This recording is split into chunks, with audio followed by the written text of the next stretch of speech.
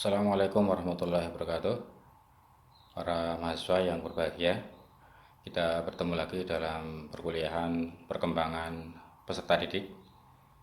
Dan pada kesempatan ini kita akan bersama-sama mempelajari tentang perkembangan menurut teori humanistik.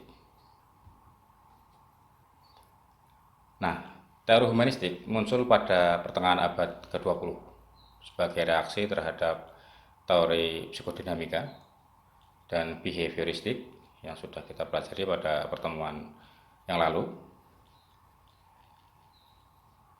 Memasuki tahun 50-an, terdapat dua teori besar yang berpengaruh di berbagai perguruan tinggi di Amerika pada waktu itu, yakni pemikiran Sigmund Freud dan juga John Watson. Nah, di tengah menguatnya pengaruh kedua aliran tersebut, maka tampillah seorang Abraham Harold Maslow. Dia mencoba memformulasikan gagasan-gagasan dua tokoh pendahulunya. Maslow sebenarnya sudah banyak belajar dari para pemikir sebelumnya, yaitu Freud dan Watson. Namun dia kemudian memperkenalkan sebuah metode psikologi baru ya, yang akhirnya menjadi semacam psikologi mazhab ketiga, atau sering disebut dengan psikologi humanistik, psychology of being. Ini psikologinya Maslow, psikologi jalan ketiga atau mazhab ketiga. Nah, inti dari teori ini adalah memanusiakan manusia, humanistik atau memanusiakan manusia ya. Manusia sejak lahir dipandang sebagai makhluk yang memiliki berbagai potensi, baik itu jasmani, panca indera, pemikiran, perasaan, potensi karsa atau kemauan, potensi cipta, karya, nurani, atau kesadaran ketuhanan dan keagamaan. Jadi, sejak lahir manusia dianugerahi dengan berbagai potensi itu. Dan berbagai potensi tersebut dapat dibina dan dikembangkan bagi pemenuhan dan keberlangsungan hidup manusia untuk mencapai tujuan hidupnya. Nah, bagaimana peran pendidik dalam mengembangkan potensi yang ada pada diri manusia tersebut? Nah, di sini tujuan utama dari para pendidik sesungguhnya adalah membantu anak didik atau siswa untuk mengembangkan dirinya.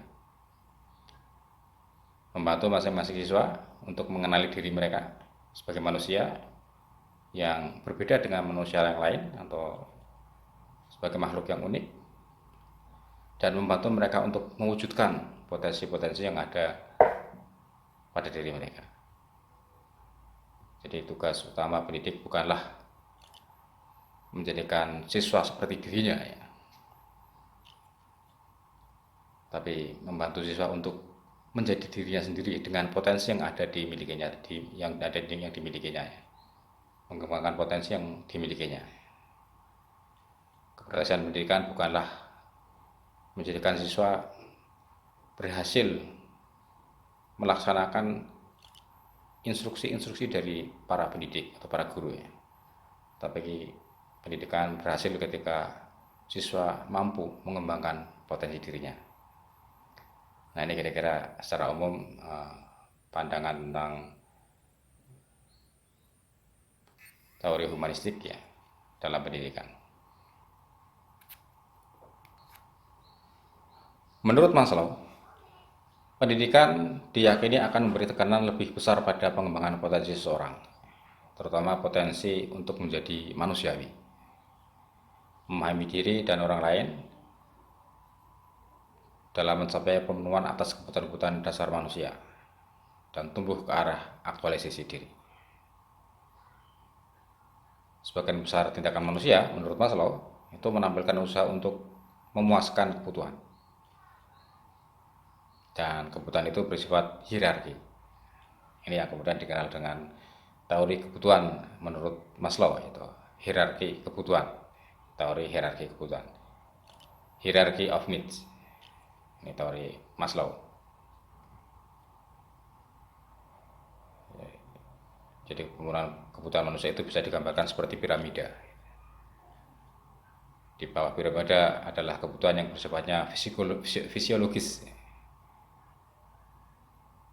Ini kebutuhan yang sifatnya usaha untuk menjaga keseimbangan unsur-unsur fisik, ya, seperti makan, minum, pakaian, istirahat atau tidur. Ya.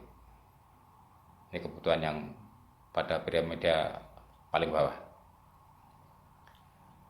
Di atas kebutuhan fisiologis adalah kebutuhan akan rasa aman, yaitu kebutuhan keamanan, stabilitas, ya, teraturan, ya, kebebasan dari rasa takut dan cemas dan sebagainya.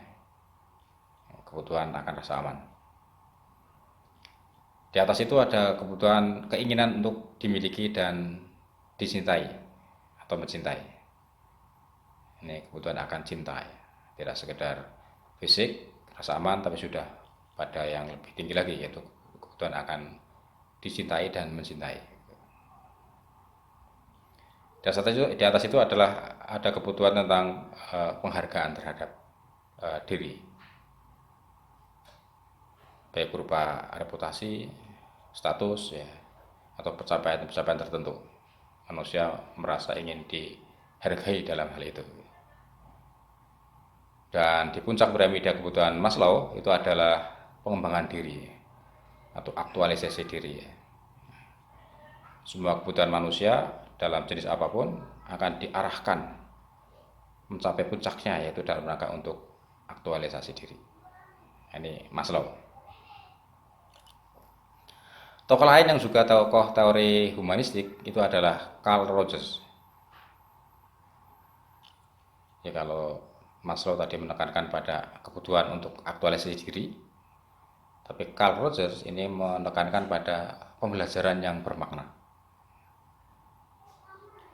Dan pembelajaran yang bermakna menurut Rogers itu adalah ketika pembelajaran itu memiliki kaitan dengan keutuhan seseorang, ya, oleh diri sendiri, atau dorongan belajar dari diri sendiri, ya, kemudian diresapi sehingga bisa mempengaruhi perilaku, sikap, dan juga kepribadian, dan juga dievaluasi oleh siswa. Nah, dengan melalui proses tersebut akan dapat disimpulkan oleh siswa apakah belajar mereka itu bermakna atau tidak. Ini menurut Carl Rogers, jadi pembelajaran yang bermakna. Jadi setiap proses belajar itu selalu dikaitkan dengan usaha-usaha untuk apakah proses belajar itu ada kaitannya dengan keterlibatan individual siswa, ya, secara personal, ya. Baik pengetahuan, perasaan, ya, atau sikap, ya. Kemudian semua pembelajaran dimulai dari siswa, dari diri sendiri siswa, ya, bukan dari orang lain, ya. Bukan atas desakan atau bahkan paksaan dari orang lain, ya, tapi dari siswa sendiri. Sehingga dengan begitu maka pembelajaran akan bisa meresap, ya, akan diresapi oleh siswa, ya, akan bisa dihayati, ya. Dan pada akhirnya siswa juga akan mengevaluasi diri sendiri, ya, apakah belajarnya tersebut, ya, itu sudah mengacu pada pemenuhan kebutuhannya atau membawa siswa kepada tujuannya. Kalau sudah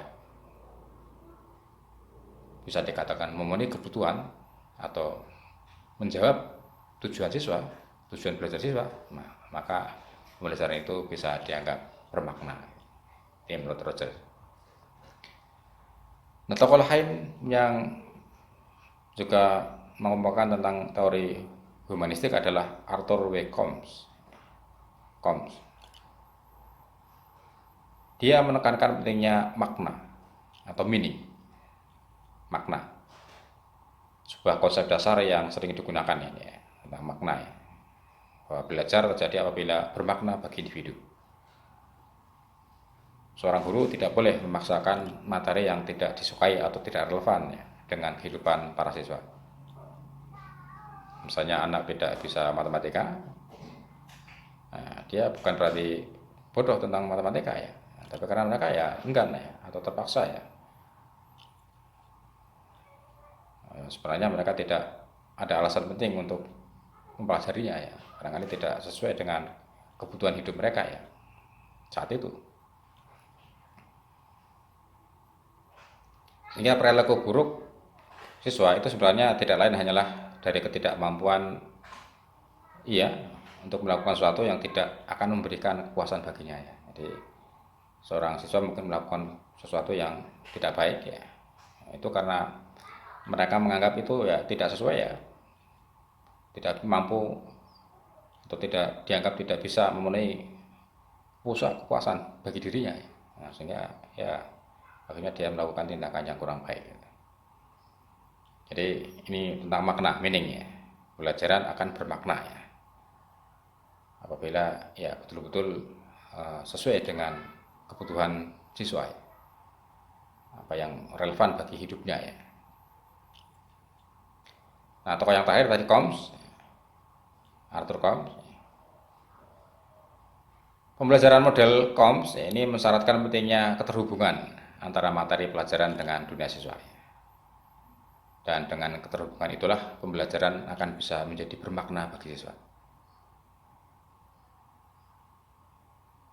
Jadi pembelajaran itu akan bermakna bagi siswa apabila ada keterkaitan, ada keterhubungan antara materi dengan dunia siswa.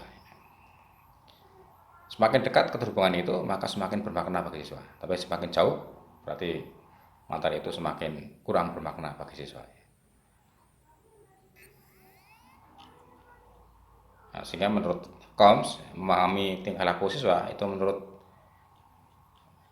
teori ini, teori humanistik, itu adalah dengan memahami sudut pandangnya, memahami perspektifnya terhadap sesuatu ya, terhadap dunia.